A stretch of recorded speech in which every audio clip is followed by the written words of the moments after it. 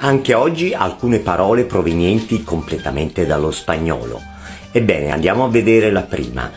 Quando mettiamo a bollire il nostro ragù a cucinare si dice sta pippian e infatti in spagnolo si dice pepiar.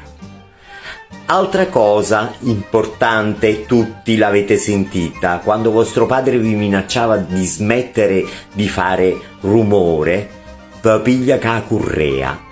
La currea è la cinghia e in spagnolo si dice correa. La pentola, a pignata, in spagnolo.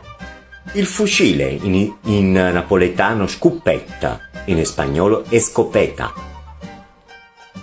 Il colombo o la colomba, da noi si dice a paloma e in spagnolo paloma. Bene, spero abbiate trovato interessante queste informazioni, seguitemi!